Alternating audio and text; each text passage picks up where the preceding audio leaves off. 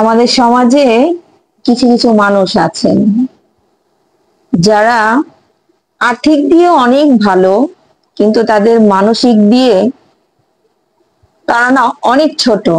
কেন ছোট জানেন?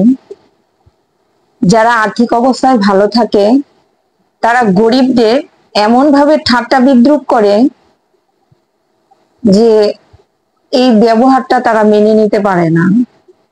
আমার তাদের কাছে প্রশ্ন, ধনী আর গরিব সেটা কে বানিয়েছে? নিশ্চয়ই মহান আল্লাহ।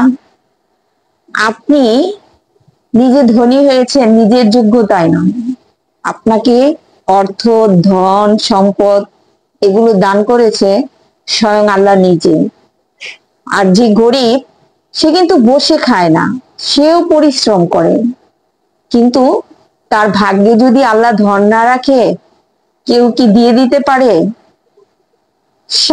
সে যতই গরিব হোক সেটা তো সমস্যা না। সমস্যা হলো আপনার ধন আছে, আপনার অর্থ আছে, তাই বলে আপনি আরেকজনকে হেয় প্রতিপন্ন করবেন? সেটা করবেন না। কারণ সে একজন মানুষ, মানুষকে ভালোবাসতে হয়, ঘৃণা নয়। আল্লাহ মানুষকে পৃথিবীর শ্রেষ্ঠ মাখলুকাত হিসেবে আখ্যায়িত করছেন।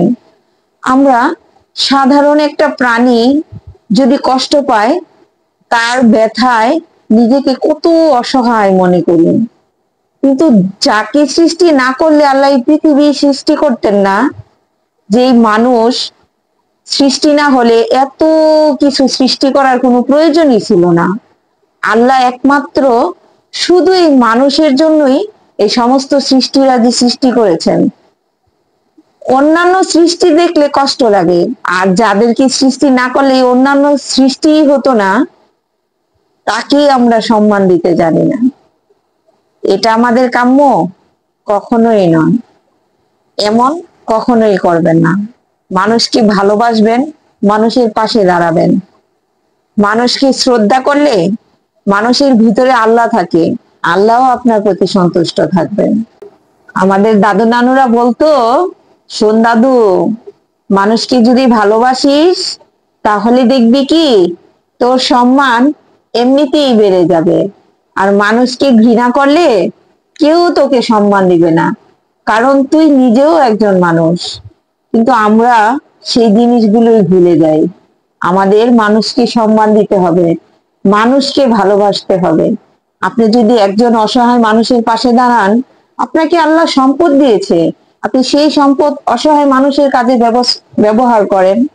আল্লাহ বলেছেন, আমি কিছু কিছু মানুষের ভাগ্যে ধন সম্পদ দিয়েছি, যদি তাদেরকে ধন সম্পদ না দিতাম তাহলে তারা আমাকে বিশ্বাস করতো না। আবার কিছু কিছু মানুষকে আমি ধন সম্পদ দেইনি, কারণ যদি তাদেরকে ধন সম্পদ দিতাম তাহলে তারা আমাকে বিশ্বাস করতো না।